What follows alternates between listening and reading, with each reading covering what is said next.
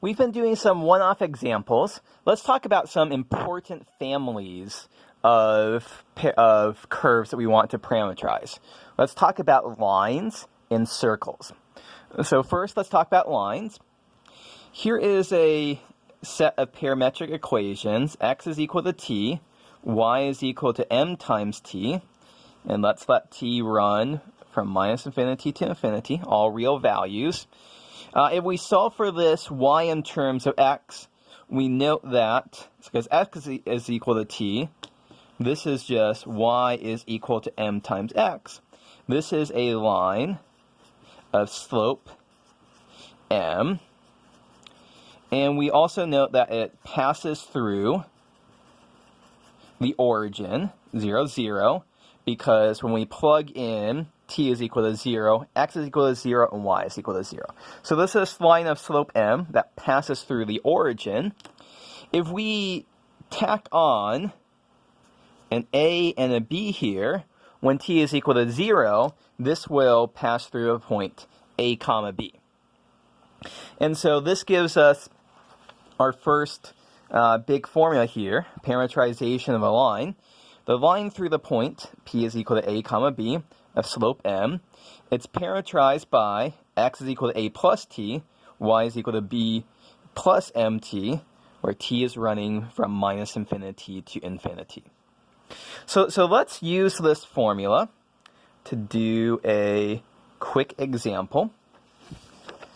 So find parametric equations for the line through p is 3 comma minus 1 and q is 5 comma minus 8.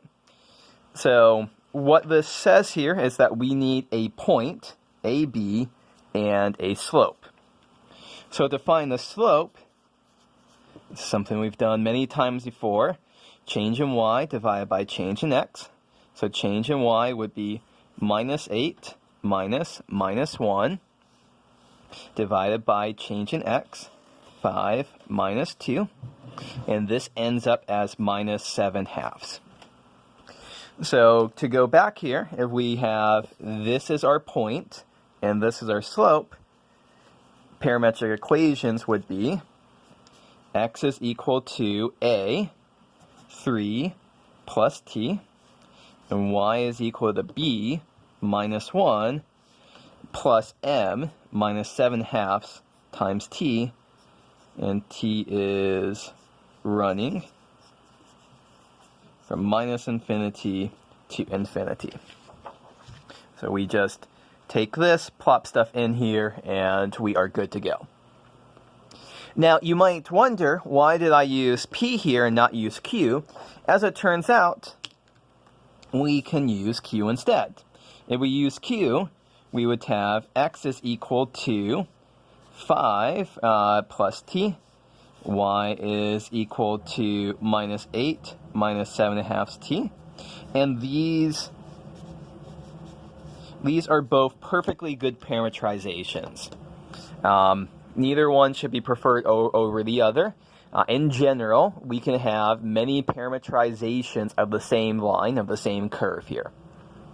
So one thing that you can think about is that the line is a road, and the parameterization tells you a specific trip along the road. It's possible that take different trips at different times along the same road, and so you're tracing out the same road, but the paths look different. Okay, other comments to make here. We also want to talk about circles as well. And so I'm just going to cut straight to the sheet here. A circle of radius r centered at the origin. You can parameterize this. X is equal to r cosine theta. Y is equal to r sine theta. If instead of centering it at the origin, you want to center a particular point, a comma b here, you can parameterize this just by adding on a and b to x and y respectively.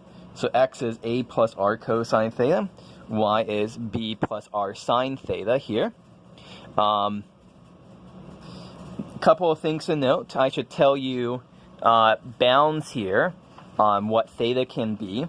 So any half-open interval of length 2 pi will work here. So theta is running between 0 and 2 pi. That works. You can also go like minus pi to pi. There's, again, many different choices that you can make here to do exactly one loop around the circle. If you got rid of this and just had theta running from minus infinity to plus infinity, then you would end up with having infinitely many loops around the circle.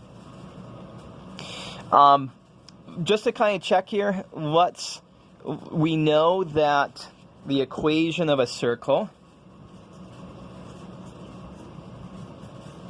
of radius r centered at the point A comma B is x minus a squared plus y minus b squared is equal to r squared. Let's plop in x is a plus r cosine theta, y is b plus r sine theta. Let's plop that in here to get a plus r cosine theta minus a squared plus b minus b plus r cosine theta minus b squared. So this is r squared cosine squared theta plus r squared sine squared theta. And sure enough, that's r squared times 1, which is r squared. So yes, points of this form do fall on a circle of radius r center AB. So what we said before, that checks out.